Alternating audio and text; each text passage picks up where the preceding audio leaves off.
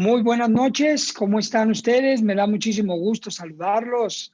Bienvenidos a una clase más de su curso de resiliencia emocional. ¿Cómo está, Berenice? Gusto en saludarla. Briseida, ¿cómo estás? Muy buenas noches. Paloma, Enrique, saludos. Eli, bienvenida. Claudia Alcántara, qué gusto Hola, saludarte profesor. también. Ayer no pude responder porque no servía mi micrófono, No te preocupes, no te pero es un preocupes, gusto estar pero aquí. lo vi. Oh, qué bueno, a Gracias. mí también. A Hola, gusto. buenas noches. Hola, buenas Pere. noches a todos. Hola.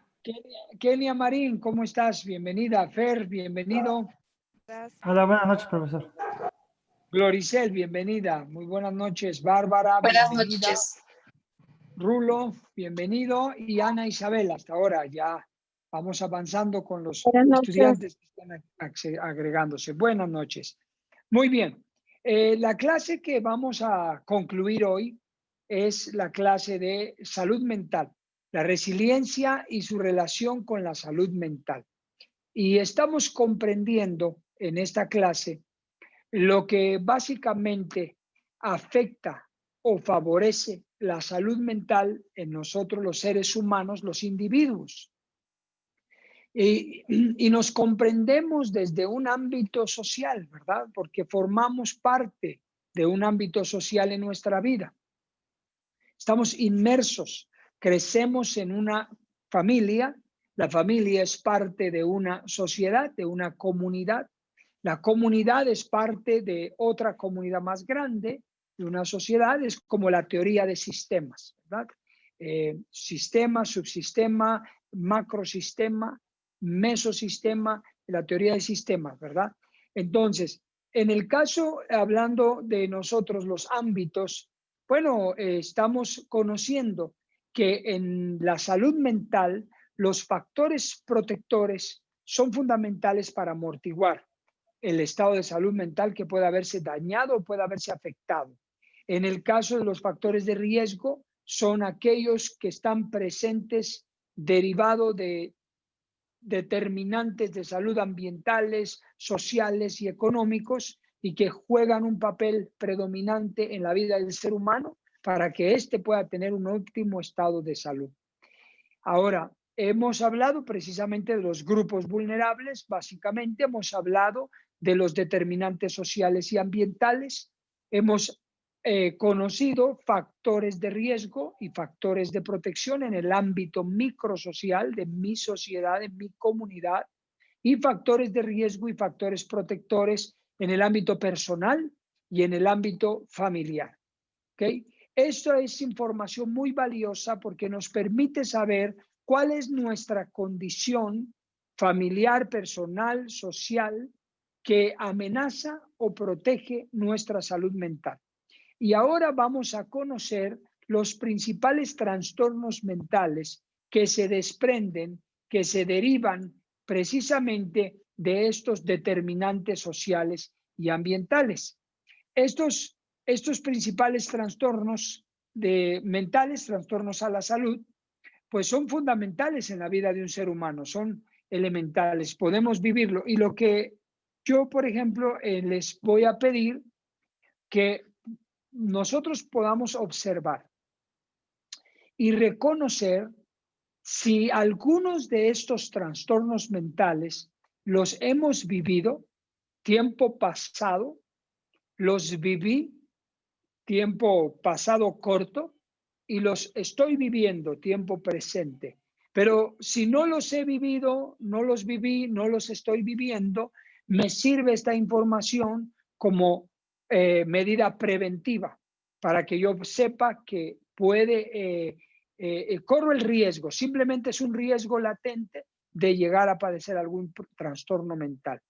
Y para esto es fundamental la resiliencia, para poder prevenir los trastornos mentales y cuando estos se llegan a presentar y no pude evitarlos, poderlos manejar, poderlos afrontar y poderlos superar en este sentido. ¿Ok? Así que es muy importante esa información para cada uno de nosotros.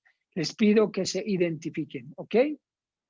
Bien, a propósito, debo explicarles a ustedes que los trastornos mentales que vamos a estar revisando es solamente un panorama de los trastornos mentales. No podemos, no nos da tiempo de atender de manera más detenida, detallada, mejor dicho, cada uno de los trastornos mentales. Es una información profunda, vasta, hay muchos factores relacionados con los trastornos mentales, pero les presento un panorama general y de alguna manera poderse identificar. Lo importante de estas clases es la resiliencia. Si nosotros identificamos, en este caso, un trastorno mental que fue derivado de los determinantes de salud en mi vida, en este caso factores de riesgo, ya sea microsocial o personal, bueno, la resiliencia nos va a ayudar a poderlos afrontar.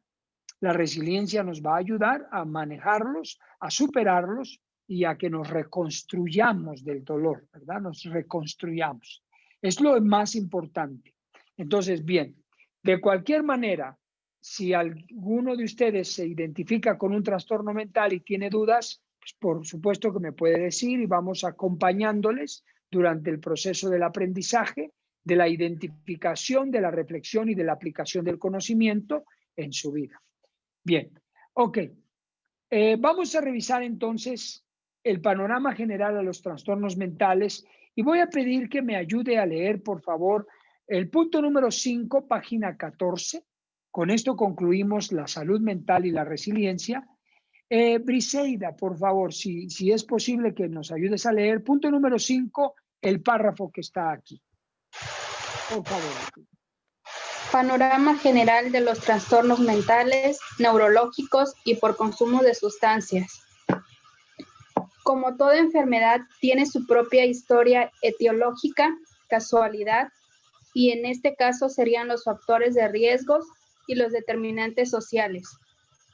La etiología del griego, estudio de la causa, es la ciencia centrada en el estudio de la casualidad de la enfermedad. En medicina, patogénesis se refiere al origen de la enfermedad.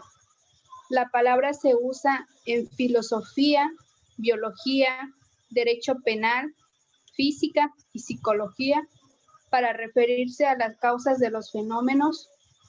Real Academia Española 2014. Ok, muchas gracias, Briseida. Bien, entonces, la etiología, que es la causalidad que produce trastornos mentales en esta materia que estamos viendo es factores de riesgo y determinantes sociales, ambientales y económicos que producen un trastorno mental. El primer trastorno mental que encabeza la lista es el de la depresión. Lo voy a poner aquí en la pantalla para que juntos podamos leerlo.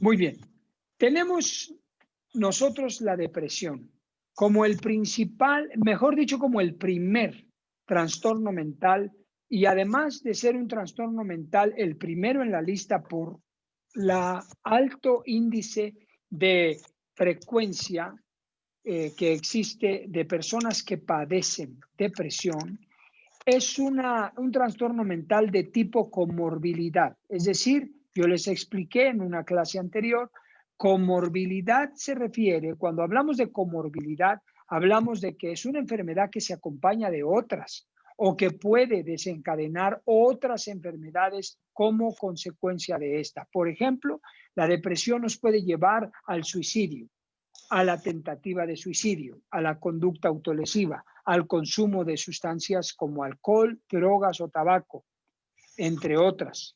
Por eso la depresión es como una madre de enfermedades mentales. Es muy importante que tengamos mucho cuidado con la depresión. Trataremos en otra clase, cuando hablemos de duelos y pérdidas, la depresión como una de las fases y una de las etapas que se vive en la pérdida.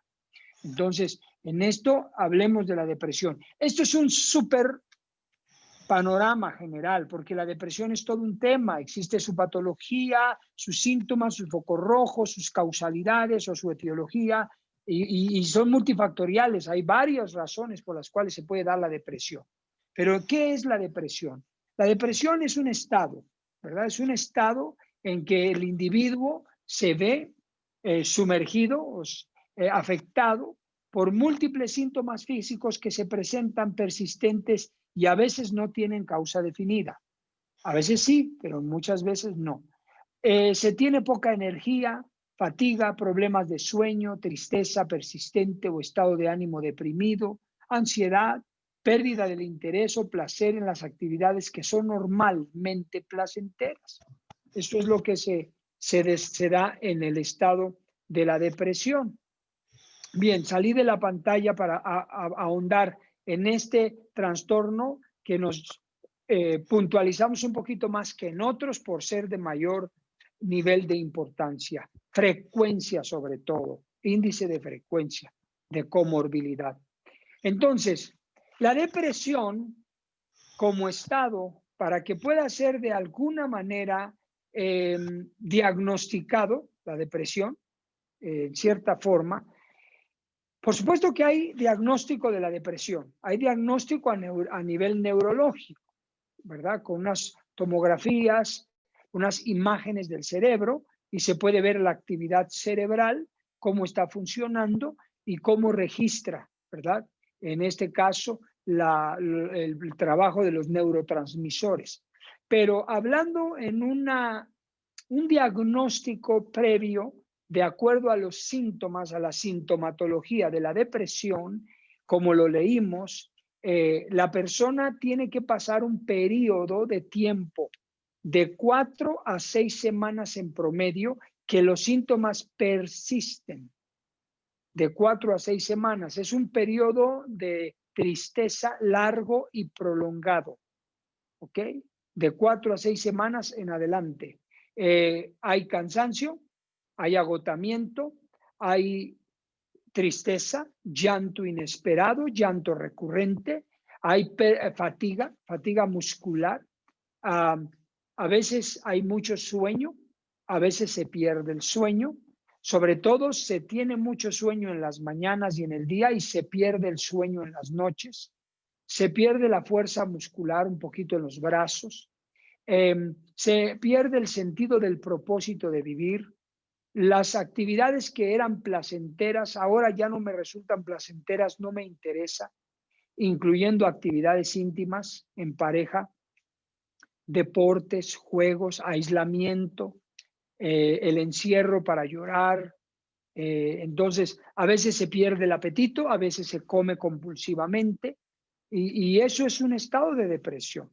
¿Qué causaría la depresión? Bueno, hay varios factores. Pérdidas, ¿verdad?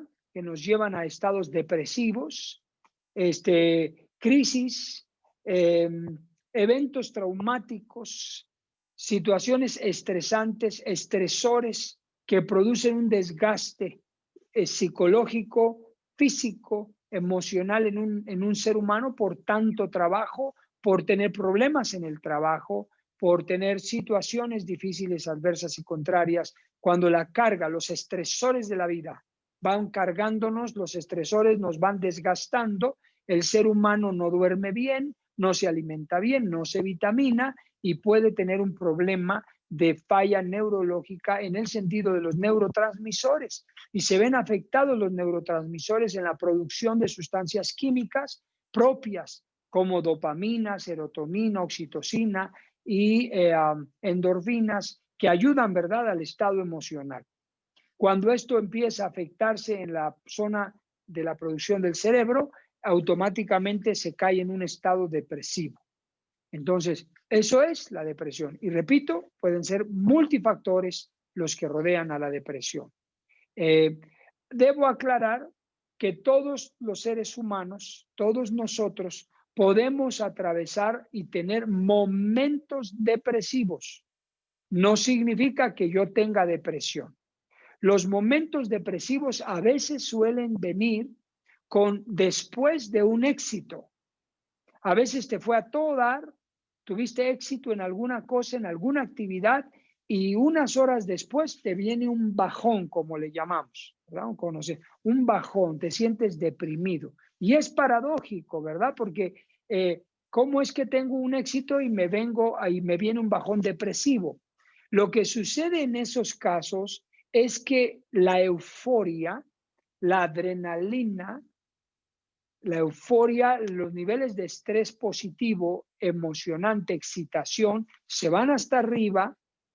Entonces, después de que pasa esa euforia, esa adrenalina, bajan a un estado normal y un poquito menos porque hay un cansancio. Entonces, cuando hay un cansancio, como que te viene una especie de momento depresivo. No siempre pasa, pero sucede, para que ustedes lo sepan. No significa que voy a tener depresión. Entonces, vamos a atravesar momentos de tristeza, momentos depresivos a ciertas horas del día, a veces.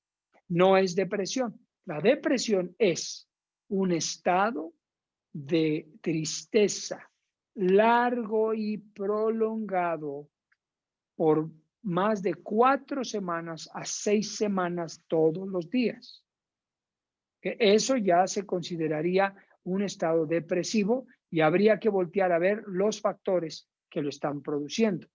¿Okay? Eso es importante. ¿Bien? Okay. Vamos a continuar y después dejamos el tiempo para preguntas y comentarios. Vamos al siguiente trastorno mental. Y les decía hace rato en la clase, identifíquense. Si ustedes han padecido depresión, padecen depresión, tomen en cuenta eso. Va a servirnos mucho porque vamos a trabajar en ello. Vamos a ver. El siguiente trastorno mental propuesto por la Organización Mundial de la Salud, de los 8 principales trastornos mentales estamos hablando, es el trastorno conocido como la psicosis. ¿La psicosis qué es? La psicosis se manifiesta a través de cambios del comportamiento. Por ejemplo, se descuidan las responsabilidades, como dice aquí el texto, las responsabilidades usuales, cotidianas, como el trabajo, la escuela, las actividades domésticas, sociales. Hay comportamiento agitado cuando se padece psicosis. También hay aumento o reducción de la actividad, hay como alteración de la actividad. Creencias falsas sostenidas. A veces se cree que hay persecución, me persiguen, me espían, me observan, ¿verdad? Vienen por mí, son psicosis. Eso no se comparte por otros porque pues no existe muchas veces, pero el que tiene psicosis lo ve. La persona escucha voces o ve cosas, como decía hace un momento, que no existen. Y no se da cuenta la persona que padece psicosis que está teniendo un problema de salud mental. Es un trastorno mental. Ahora debo ahondar un poquito en la psicosis. Voy a salir de la pantalla. Respecto a este asunto de la psicosis, se llega a dar como un trastorno mental por un daño, ¿verdad? Neurológico derivado de altos niveles de estrés o un evento traumático y evento postraumático o estrés agudo o estrés postraumático. Eso puede generar la psicosis. A lo mejor, por ejemplo, fui secuestrado o un familiar fue secuestrado y eso causó un trauma por el proceso y la persona empieza a padecer un trastorno mental de psicosis. ¿Y cuál es? Cualquier llamada de teléfono lo altera. Oye voces raras, ve por la ventana cosas que no son, piensa que los que están a su alrededor son otros secuestradores y quieren otra vez llevárselo, por ejemplo. Ese es un caso, ¿verdad? Pero otros por violencia, fue golpeado, golpeada, asaltado, en fin, eventos traumáticos que producen una psicosis. Yo quiero mencionar, por ejemplo, el caso del coronavirus. Ustedes al principio de la pandemia, ahora ya ha disminuido muchísimo, pero al principio de la pandemia, yo recuerdo los primeros 2 meses, se empezó a dar una psicosis en parte de la sociedad, no en toda la sociedad, pero parte de la sociedad estaba teniendo una psicosis, que eran pensamientos irrealistas, ¿verdad? Que no eran reales. y la psicosis de las personas era de que se iban a infectar de coronavirus hasta por la respiración del aire. No salían de su casa para nada, se encerraron. Otras personas, si oían de un enfermo al lado de su casa, querían quemarle la casa, ya no le querían dejar entrar a su casa, no dejaban traer los cuerpos de las personas que habían muerto para sepultarlos en los panteones, los obligaban a quemarlos y ya traer las cenizas. Ya no querían dejar entrar a sus departamentos a médicos, enfermeras o a sus casas. Ya no los querían dejar entrar al transporte público. O sea, había una discriminación tremenda hacia familias, personas y personal médico por estar contagiados o estar en contacto con personas contagiadas de COVID. Entonces, eso era una psicosis que no estaba basada en la realidad y estaba generando mucho estrés derivado de la enfermedad del COVID, de la pandemia. Entonces, es un ejemplo de psicosis que se generó a través de esta enfermedad. Y por cierto, no lo tienen en sus notas, pero se los voy a enviar en una imagen de WhatsApp para agregarlo a su información.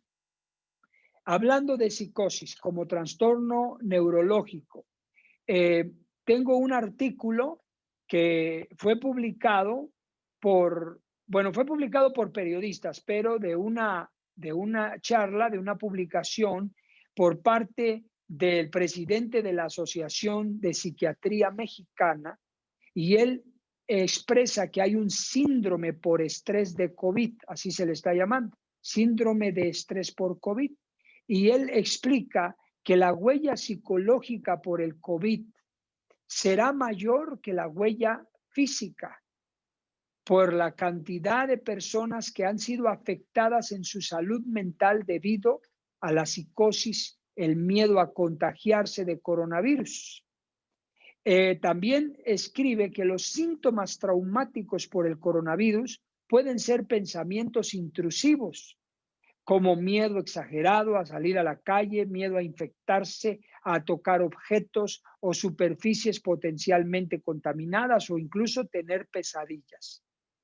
En estos casos, muchas personas presentan ya una fatiga emocional, ¿verdad? Están fatigados por estar lidiando tanto con este trastorno psicótico del contagio al coronavirus. Hay fatiga muscular, emocional, somatismo, ¿verdad? En las personas. También el neuropsiquiatra y director general del Centro de Investigaciones del Sistema Nervioso en México dijo que los síntomas psiquiátricos más reportados asociados con la infección del COVID son insomnio, ansiedad, depresión, alteraciones cognitivas en la conducta y en el estado de ánimo.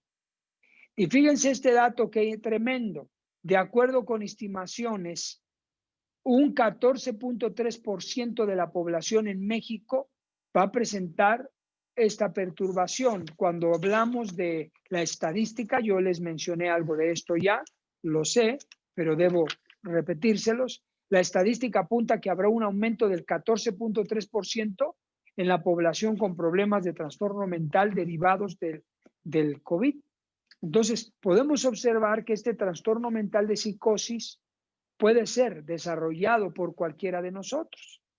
Al principio de la lección de la salud mental, yo les decía que la salud mental puede tenerla cualquier persona, el problema de salud mental de un trastorno, y que nosotros quizá no nos imaginábamos y pensábamos que el trastorno mental es para gente loquita, ¿verdad? Está loquita, pero no es así. Los trastornos mentales los puede tener un niño, un adolescente, un joven, un adulto, un anciano, un adulto mayor. ¿Y cuáles son? Pues la depresión. ¿Cuántas personas padecen depresión? Pero el nombre clínico es trastorno mental depresivo. Psicosis, el nombre clínico, trastorno mental por psicosis. Entonces, eso es importante. Usted identifique si en algún momento usted o está padeciendo alguno de estos trastornos mentales. Vamos adelante al siguiente trastorno mental. La epilepsia. Este trastorno mental no nos vamos a detener mucho porque este trastorno mental sí se da, pero mayormente en las fallas biológicas del cerebro. Yo tengo Hay una una pregunta. falla biológica. Adelante. Yo, profesor Claudia. Sí, hola Klaus, adelante. Profesor, ¿cuánto tiempo puede una persona padecer la psicosis? ¿Hay como un parámetro, un cierto tiempo? Es una muy buena pregunta. Si lo medimos aproximadamente como un trastorno, un trastorno por estrés postraumático, puede ser que hasta un promedio de 6 meses en Ok. promedio y comienza a desvanecerse poco a poquito, ¿verdad? Ese es en promedio, dependiendo también de la huella traumática, Ya. ¿verdad? Eso es algo importante. No todo, ¿verdad? No vamos a estandarizar. Puede haber huellas traumáticas que puede derivar en años en una persona. Va a depender mucho de la huella traumática. Y obviamente que también va a depender mucho de si la persona trabaja el manejo de la psicosis. Si no lo trabaja, puede incluso deteriorarse porque la psicosis le puede llevar a un alto nivel de estrés y el estrés puede desencadenar depresión. Y luego al ratito, por esos síntomas, puede a lo mejor consumir sustancias, si no drogas o alcohol o cigarro, puede terminar consumiendo pastillas para controlar la sintomatología, pero cuando no hay un manejo del trastorno mental, se convierte uno adicto a las pastillas, porque Ok. la única manera de dejar las pastillas es manejando el trastorno. Entonces eso uno va superando el problema y ya va disminuyendo la dosis de pastillas. Pero si no hay un manejo, la dosis de pastillas, como toda droga, va a aumentar Ok. porque se genera una adicción. ¿Ok? Ujú. Gracias. Bien. Sí, igualmente. Ok, vamos adelante entonces. Tenemos, les decía, la epilepsia, un problema biológico en el cerebro. Se puede derivar de una falla genética o un golpe también, ¿verdad? Un golpe o un problema al nacer, un mal alumbramiento, un mal manejo en el alumbramiento de parte de los especialistas puede provocar esto. Muy bien, ¿qué es la epilepsia? Movimientos convulsivos o ataques, crisis convulsivas durante la convulsión, pérdida de alteración de la conciencia, rigidez, entumecimiento, mordedura de la lengua, lesiones físicas, incontinencia urinaria o fecal. Después de la convulsión hay fatiga, adormecimiento, somnolencia, confusión, comportamiento anormal, cefalea. Cefalea son dolores de cabeza, dolores musculares o debilidad a un lado del cuerpo. ¿Verdad? Esto es el caso de la epilepsia. Si alguien lo padece, pues sí, requiere una intervención clínica especializada para medicarse y manejarse y controlarse. ¿Ok? Vamos al siguiente trastorno mental. Este trastorno mental es conocido como trastornos de la conducta, que se da mucho en la mayoría de los casos en los niños y en los adolescentes. En este tipo de trastornos mentales de la conducta en niños y adolescentes también encontramos el Asperger, el autismo, el déficit de atención e hiperactividad, pero del trastorno de la conducta tal cual es, el trastorno depresivo también lo encontramos, son los más comunes. ¿Qué son los trastornos conductuales? Pues problemas del desarrollo en los niños y en los adolescentes que se conllevan a problemas emocionales o de comportamiento como falta de atención e hiperactividad, un reiterado comportamiento desafiante, desobediente y agresivo. Por ejemplo, se distrae fácilmente, molesta en clase, a menudo se mete en problemas, tiene dificultades para completar las tareas. Esto es un trastorno de la conducta, que también es un trastorno de desarrollo, trastorno emocional. Entonces es una combinación de factores que pueden detonar en el niño, en el adolescente, un trastorno mental. Por eso veíamos en la estadística que aproximadamente el 20% de los niños y adolescentes llegan a padecer un trastorno mental, principalmente en niños. 20 es muy alto, es altísimo, el 20%, un trastorno de conducta. ¿Ok?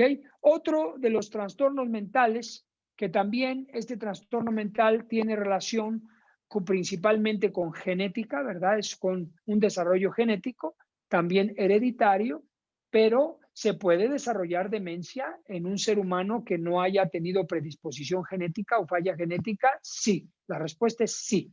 Pero obviamente en estos casos la demencia puede desarrollarse como trastorno mental derivado de altos niveles de estrés postraumáticos, huellas traumáticas muy fuertes, malos manejos, consumo de bebidas alcohólicas en exageración, es decir, un alto consumo de bebidas alcohólicas, droga, golpes que pueden dañar a nivel neurológico el proceso del cerebro, desarrollando a una edad determinada la demencia. Mayormente se presenta en edades arriba de 65 años. Sin embargo, hay casos a donde se presenta prematuramente, que es la demencia de un trastorno mental. Se disminuyen los problemas de memoria, empieza a haber olvidos, empieza como lo que se llama lagunas mentales a veces. No todas las lagunas mentales es demencia, pero la demencia se llega a presentar como lagunas mentales. En casos llegan a empezar a ser graves, empieza a perderse la orientación de dónde estoy, a dónde iba, qué iba a hacer, ¿verdad? Problemas del estado de ánimo o de la conducta, apatía, ya empieza a perder el interés por nada, por todo, mucha irritabilidad, falta de control emocional, y dificultades para llevar a cabo su trabajo usual, ¿verdad? En este caso, actividades domésticas o sociales. Cuando se llega a presentar este tipo de trastornos, hay una estigmatización. A veces la persona se autoestigmatiza y silencia, desautoriza su duelo, es decir, la pérdida de la salud, la desautoriza porque no habla del duelo, no habla de lo que está sintiendo, de lo que está viviendo, le da miedo, se espanta y empieza a experimentar un duelo, que es la pérdida de la salud, un duelo de tipo desautorizado. En muchos de los casos, cuando no se habla, se silencia y la persona empieza a sufrirlo solo, prácticamente. Y eso lo puede llevar, además de vivir la demencia en proceso de desarrollo, lo puede llevar a un trastorno mental, pues que sería la depresión, y lo mete en depresión. ¿Y qué hace la depresión? La depresión es terrible, aumenta la velocidad del trastorno de demencia y cualquier otro problema. La depresión es como una madre de los trastornos mentales. Entonces, ese es importante cuidarlo, ¿verdad? Ok, vamos adelante con el siguiente. Este trastorno, pues es muy objetivo, ¿verdad? No requiere nada subjetivo. Es el trastorno por consumo de sustancias. Cuando hablamos de consumo de sustancias, incluye el alcohol como una sustancia, las drogas, incluido el cigarro, y las sustancias psicoactivas. En este caso, sustancias por medicación. Y no significa que una persona que está yendo a terapia y el terapeuta le receta unos medicamentos para manejar algunos trastornos mentales, no significa que tiene trastorno mental por consumo de sustancias. No, está bajo tratamiento. El trastorno por consumo de sustancias es cuando la persona no hace el trabajo del manejo y consume las medicinas para poder sustituir el manejo y empieza a desarrollarse una adicción a las medicinas que ayudan a procesos mentales, y ya la persona se vuelve farmacodependiente. En ese sentido, ya tiene un trastorno agregado. Si tiene depresión y está tomando medicamento, pero no maneja la depresión y se empieza a ser adicto al medicamento, entonces agrega este trastorno. Tiene trastorno depresivo más trastorno por consumo de sustancias. Un ejemplo, así se abarca. Y es bueno que lo sepamos porque a veces hay personas que no creen que son alcohólicas, ¿verdad? Que toman cada 8 días, por ejemplo, que te emborrachan cada 8 días y de lunes a viernes trabajan. Y uno le dice, tú tienes un problema de trastorno mental por consumo de alcohol. ¿Cómo crees? No, hombre, yo trabajo de lunes a viernes sin problema, mantengo a mi familia, pero todos los fines de semana me gusta tomar porque me relaja, me distrae, me desestresa. O sea, lo justifican, ¿verdad? Se llama negación. Entonces, bueno, tú dirás eso, pero de acuerdo a las mediciones de la Organización Mundial de la Salud, pues tú tienes un trastorno mental por consumo de sustancias porque no lo puedes dejar. Y te dicen, no, pues ¿cuántos años tengo haciéndolo? Pues 20 años, 10 años, 15 años. Entonces, debemos saber eso, porque la adicción al alcohol se debe tratar como trastorno mental de acuerdo a la guía de trastornos mentales y al DSM de trastornos mentales. Siguiente, autolesión y suicidio. Otro trastorno mental que se deriva de otros factores, como la depresión, como el consumo exagerado de bebidas alcohólicas. Se distorsiona la conciencia, se pierde el estado consciente y la persona comienza a tener pensamientos intrusivos, irrealistas, comienza a disasociarse en el caso de la depresión y en el caso del consumo de bebidas alcohólicas y drogas, y lleva a la persona, incluso psicosis también, que es la que vimos hace rato, un trastorno mental de psicosis, lleva a la persona a tener conductas autolesivas o conductas de suicida. ¿Qué es el suicidio y la conducta autolesiva? Pues la desesperanza, la desesperación extrema, los pensamientos, planes o actos de autolesión o suicidio, ya sean por situaciones actuales o pasadas, un dolor crónico, hay personas que les duele mucho el cuerpo y quieren morirse, o un sufrimiento emocional crónico. Recuerdo un actor muy famoso, ¿cómo se llama este hombre? De películas mexicanas antiguas, ay Dios, a ver si me acuerdo. ¿Cómo se llama este actor? ¿Cómo se llama? A ver, voy a salir de la pantalla. ¿Cómo se llama el actor que hacía Furcio, que tenía un muñequito Furcio? Si se acuerdan, un Furcio, chiquito. ¿Héctor Suárez? No. Pedro Armendáriz. No, Pedro Armendáriz. Pedro Armendáriz. Ese. El papá de Pedro Armendáriz, el papá que hacía películas mexicanas, a él le dio cáncer y tenía mucho dolor. Pues imagínate, si ahorita el cáncer es mortal, en el cáncer, como le llaman el cáncer, pues el mortal, fatal. En aquel tiempo menos medicamento, menos ciencia, pues era muerte 1000% segura. No había quimioterapias, pero era muy doloroso. Y Pedro Armendáriz, el papá, el viejo de las películas mexicanas, metió a la sala del hospital, a su habitación, metió una pistola. Y él puso la pistola ahí abajo de sus sábanas, y en algún momento que estuvo solo, Pedro Armendáriz se pegó un tiro en la cabeza.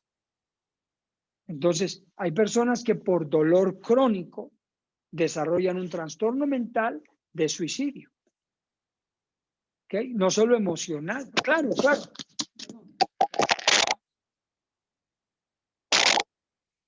Por supuesto que lógicamente que Pedro Armendáriz como ser humano pues cayó en depresión, ¿no? Lógico. Estamos hablando de la depresión por la pérdida de la salud, tuvo un duelo, la depresión por la pérdida de la salud, y esa depresión, que es un trastorno, como les decía yo, de comorbilidad, lo llevó a un trastorno de suicidio. Entonces se le junta, ¿verdad? Como les decía hace rato, la depresión es de comorbilidad. Entonces hay una gama. Y así es como pasa en muchos de los casos. Vamos adelante con el siguiente trastorno mental. Estamos por concluirlos. El último. Parasomnia. Parasomnia. Ese es un trastorno mental que se llama así y lo que hace es la alteración del sueño. La parasomnia provoca la alteración del sueño. Es un trastorno crónico del sueño que se arrastra habitualmente desde la infancia temprana, cuando somos niños. Pocas veces la parasomnia se desarrolla desde la niñez a la adultez. Se supera en la adolescencia y la juventud. Normalmente se supera. Pero a veces no, a veces hay parasomnia en adultos. Los signos, ¿cuáles son? Hay sonambulismo, pesadillas, terrores nocturnos, despertar confuso, es decir, se despierta la persona y ¿dónde estoy? ¿Dónde estoy? ¿Qué hora es? ¿Qué pasó? Se despierta así como alterado. Trastorno de la conducta al despertar de golpe. Por ejemplo, la persona cuando se despierta a veces golpea es agresiva, patea o golpea al despertar. Y uno, cálmate, espérate, ¿verdad? Lo tranquiliza. ¿Cuáles son las causas? ¿Qué causa la parasomnia? Pues cansancio extremo, alto estrés, interrupciones del sueño frecuentes, fiebres, altas fiebres o estrés postraumático, lo que llega a desarrollar la parasomnia, ¿verdad? Como trastorno mental. ¿Ok? En eso. Muy bien, queridos estudiantes. Hasta aquí terminamos con los 8 trastornos mentales más comunes que se desarrollan en los seres humanos, en los individuos, derivados de los factores de riesgo a los que el ser humano está expuesto en sus distintos ámbitos personal, familiar, microsocial. ¿Ok? Ahora, para ir cerrando la sesión, porque no podemos avanzar con la otra clase, nos quedaríamos atorados, no vale la pena, vamos a cerrar, está bien. Lo que yo les pido que hagan para aplicar este conocimiento es identifiquen si ustedes han padecido o padecen alguno de estos trastornos mentales. Y segundo, fíjense bien, ustedes tienen en su tarea para el lunes, que les había dicho, hacer los grupos vulnerables, que los felicito a los que ya están avanzando en eso, sus grupos vulnerables. ¿Okay? Fíjense bien cómo se está haciendo su diagnóstico. Bueno, ya tiene usted sus capacidades de resiliencia, ¿no? Hay aptitudes, yo soy, yo puedo, yo estoy, la casita. Eso ahí déjelo, es un tesoro eso. Pero vamos a ver ahora los porqués. Grupos vulnerables. Luego, mis factores de riesgo y de protección microsocial, factores de riesgo y de protección macrosocial, perdón, familiar personal. ¿Okay? Luego, abajito le va a agregar en medio el trastorno o los trastornos mentales que usted haya identificado. A lo mejor usted va a decir, bueno, yo identifiqué que tengo o he tenido depresión. Bueno, ponga depresión. ¿Ok? O alguno puede decir, bueno, yo creo que he tenido o tengo depresión y consumo de sustancias. Recuerde que cuando hablamos sustancias es alcohol, drogas, cigarro, el fumador en exceso y consumo de pastillas, ¿verdad? Médicas, medicación. O yo tengo depresión y psicosis por el COVID o depresión y psicosis por un secuestro, por una violación, etc. O sea, no, 1 o 2 trastornos. Si no tiene trastorno, pues qué bien, gracias a Dios, pero no pone nada. Pero si tiene, póngalo. Ahora bien, fíjese qué vamos a hacer. Usted va a asociar, va a pensar, reflexión, recuerda los objetivos psicoeducativos, identificamos, aprendemos, reflexionamos y aplicamos. En la reflexión va a reflexionar y va a pensar, este problema de trastorno mental en mi vida, ¿qué es lo que yo creo o yo sé que lo provocó? Y va a tomar la información de los factores de riesgo personales y o microsociales. ¿Ok? Y los va a poner depresión, tentativa de suicidio, conducta autolesiva, consumo de sustancias, psicosis, ahí. ¿Qué creo yo que generó en mí este trastorno o estos trastornos? Y póngales unas flechitas si quiere, hágalo como quiera, como cuadro, como mapa mental o cuadro conceptual, como usted quiera manejarlo, o lista, como usted quiera. Y pone y empieza a ver. Yo creo que el ámbito microsocial, por ejemplo, como les explicaba, vamos a suponer que el papá del niño que murió por la picadura de alacrán, ¿se acuerdan que les platiqué? Bueno, Vamos a pensar que el papá del niño que murió con la picadura de alacrán hace este ejercicio. Entonces el papá dice, yo tengo depresión por la muerte de mi hijo, que murió de 2 años y medio, el bebecito, por no haber una vacuna en un municipio grande. ¿Okay? Bueno, entonces, ¿qué provocó la depresión? La muerte de mi hijo. ¿Por qué provocó la muerte de mi hijo? Factor de riesgo, falta de servicios de salud. ¿Sí? Segundo, probablemente, pobreza, porque era una familia pobre. Si hubiera tenido dinero, compra en una farmacia particular la vacuna antialacrán que inhumanamente, y repito por tercera vez, inhumanamente venden en 2,000 pesos. Aunque tu hijo se esté muriendo, si no pagas los 2,000 pesos, no te dan la vacuna. Así es.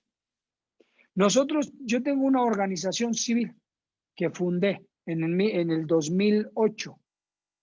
Esa organización civil es de asistencia social. Logramos que nos dieran un donativo de 30 vacunas antialacrán.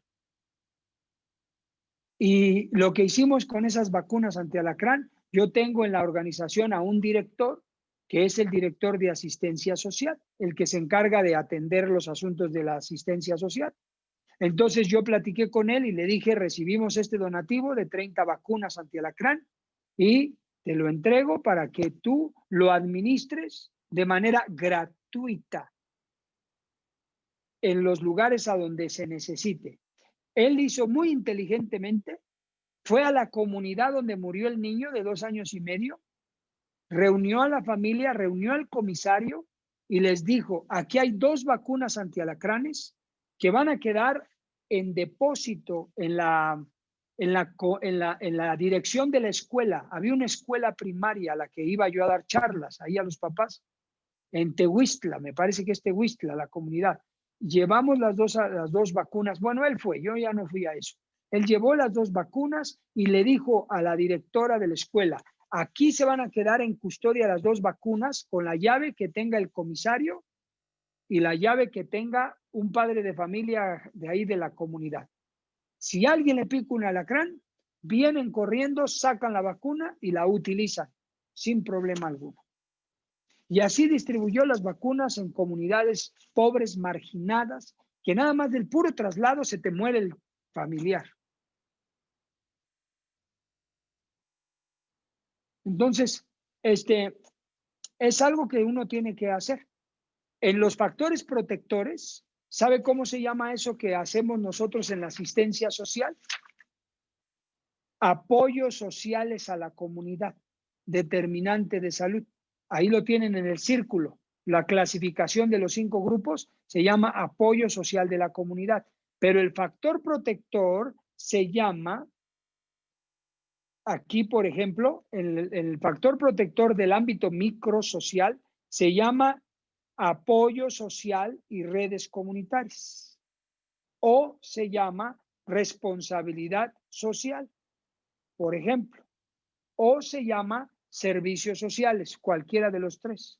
Lo que nosotros hacemos como organización civil, nosotros somos un factor protector para la sociedad.